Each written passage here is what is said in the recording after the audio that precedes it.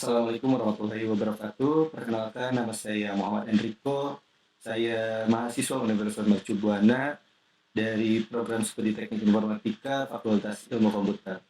Jadi, saya di sini itu untuk menjelaskan mengenai kecerdasan buatan atau artificial intelligence atau yang biasa kita sebut AI atau AI. Nah, di sini saya akan membawakan 3 poin. Yang pertama itu adalah definisi dari AI, kedua sejarah AI, dan ketiga itu ada ruang lingkup dari AI itu sendiri. Baik, kita langsung ke poin pertama, yaitu definisi AI. Jadi, apa itu artificial intelligence? Jadi, kecerdasan buatan atau artificial intelligence atau AI adalah simulasi dari kecerdasan yang dimiliki oleh manusia yang dimodelkan di dalam mesin dan diprogram agar bisa berpikir seperti halnya manusia. Nah, lalu ada keterangan dari beberapa pakar juga yang mengartikan AI itu sendiri. Pertama ada dari Simon tahun 1987. Beliau mengutarakan bahwa AI merupakan kawasan penelitian, aplikasi, dan instruksi yang terkait dengan pemrograman komputer untuk melakukan sesuatu hal yang dalam pandangan manusia adalah hal yang cerdas. Lalu ada pakar lain yaitu Richard Knight yang mengutarakan bahwa AI itu sebuah studi tentang bagaimana membuat komputer melakukan hal-hal yang pada saat ini dapat dilakukan lebih baik oleh manusia. Itu diutarakan oleh Richard Knight pada tahun 1991. Kita lanjut ke poin yang kedua. Poin kedua ini adalah sejarah dari artificial intelligence. Nah, jadi istilah kecerdasan buatan atau artificial intelligence itu muncul pertama kali pada tahun 1956 dalam konferensi Dartmouth. Namun, sebetulnya konsep kecerdasan buatan ini sudah ditanamkan jauh sebelum itu. Para ahli dari masa ke masa telah melakukan penelitian untuk terus mengembangkan kecerdasan buatan ini. Seperti yang sudah disampaikan sebelumnya, benih kecerdasan buatan sudah ditanamkan sejak para filsuf mengeluarkan teori-teori yang menjadi landasan perkembangan kecerdasan buatan.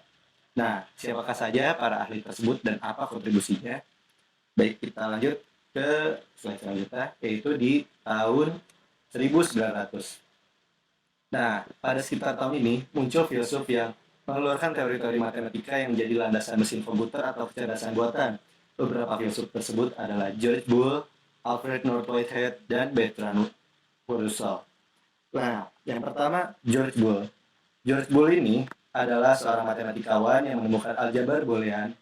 Ilmu ini menjelaskan operasi logika. Dengan aljabar ini bisa dibuktikan nilai kebenaran true dan false yang dipresentasikan dengan digit biner 0 dan 1.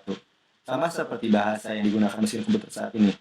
Semua data yang disimpan, diolah, dan disajikan oleh mesin komputer berbentuk angka atau bit.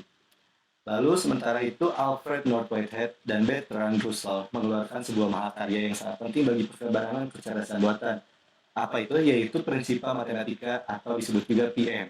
PM mencoba menjelaskan aksioma atau kumpulan pertanyaan serta aturan intervensi dalam bentuk simbolik logik yang belum bisa dibuktikan, tapi bisa menjadi landasan pemikiran logis. Nah, namun karya tersebut yaitu PM ini pernah disanggah oleh Gödel di tahun 1931 yang mengeluarkan teori incompleteness. Nah, dalam teori itu ia menjelaskan bahwa PM tidak akan mungkin bisa menjelaskan segala sesuatu dengan lengkap karena akan selalu ada yang tidak sempurna. Nah, lalu lanjut ke era selanjutnya yaitu pada era 1930-an muncullah tokoh-tokoh atau pakar yang bernama Alan Turing, Claude Shannon, dan John von Neumann. Nah, Alan Turing ini adalah salah satu tokoh penting dalam pengembangan teknologi. Jadi Alan Turing ini merupakan penemu Turing Machine dan teori tes Turing yang biasa menguji tingkat kecerdasan suatu mesin komputer. Pada era sekarang, tes Turing dapat kita lihat pengaplikasiannya dalam fitur tes CAPTCHA. Jadi Alan Turing ini sangat berjasa karena CAPTCHA pun sampai sekarang masih dipakai. Nah, lalu sedangkan Claude Shannon ini dikenal sebagai bapak dari teori informasi, teori yang lahir sebagai bentuk pengaplikasian aljabar boolean. Lalu John von Neumann adalah orang yang merumuskan bahwa komputer harus dipisahkan menjadi dua bagian, yaitu hardware dan software. Jadi ketiga tokoh ini pada tahun 1930-an ini merupakan tokoh-tokoh yang sangat penting dan ya, jasanya sangat sangat terpakai hingga sekarang. Nah, lalu pada era ini para ahli membicarakan bagaimana komputer dapat mempresentasikan pengetahuan. Mesin komputer hanya akan bergerak jika sudah dimasukkan data. Para ahli ini memperdebatkan bagaimana cara memasukkan data-data tersebut ke dalam mesin agar dapat belajar. Lalu kita lanjut ke era selanjutnya, yaitu di tahun 1950-an. Nah,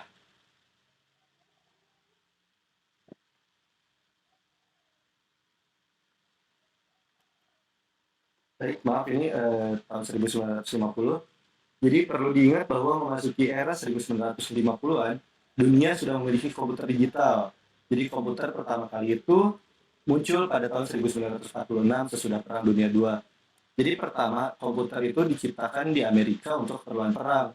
Namun, karena perang sudah berakhir, mesin komputer tersebut digunakan oleh Departemen Statistik untuk mengolah data besar demi kepentingan negara. Nah, memasuki era 1950 ini, muncul tokoh-tokoh seperti John McCarthy, lalu ada Marvin Minsky, lalu ada Herbert Alexander Simon, ada Allen Newell, dan ada Edward Albert Feigenbaum yang mulai merumuskan istilah AI. Nah, jadi istilah AI ini mulai muncul itu pada tahun 1950-an pada zaman tokoh-tokoh ini. Nah, kontribusi yang pertama itu AI muncul pertama kali pada 1956 di pertemuan Dartmouth. Nah, kontribusi lainnya yang membawa perkembangan bagi komputer adalah bahasa LSP atau LSP Processing yang merupakan bahasa pemrograman tingkat tinggi klasik. Lalu ada juga Semantic Network dan Frame, Expert System, serta General Problem Solver. Baik, di era selanjutnya yaitu di tahun 1980, dikenal juga sebagai Second Wave of AI.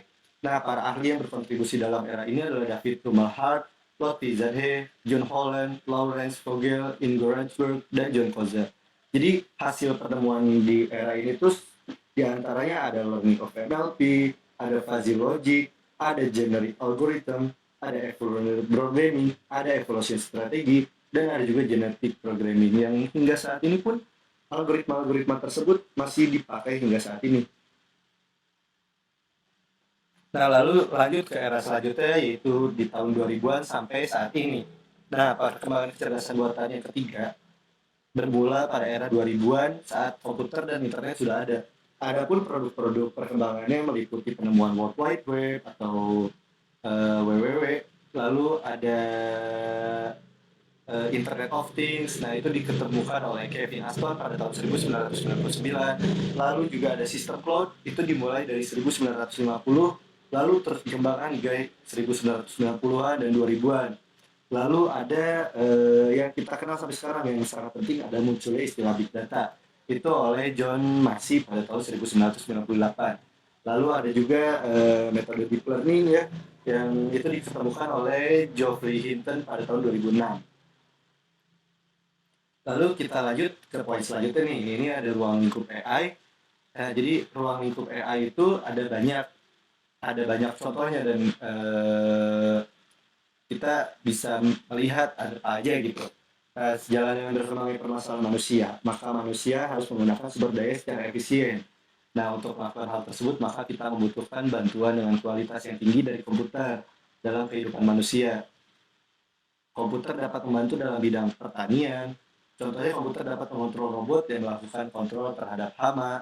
Lalu ada dalam bidang pabrik, komputer dapat mengontrol robot yang harus mengerjakan pekerjaan berbahaya dan membosankan. Ada inspeksi dan melakukan maintenance pekerjaan. Lalu di bidang kesehatan, komputer dapat membantu untuk mendiagnosis penyakit, melakukan monitoring kondisi pasien, memberikan treatment yang cocok.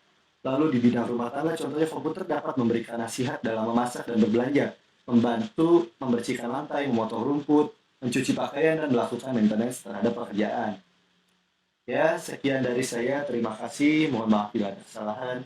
Wabillahi taufiq wal hidayah. Wassalamualaikum warahmatullahi wabarakatuh.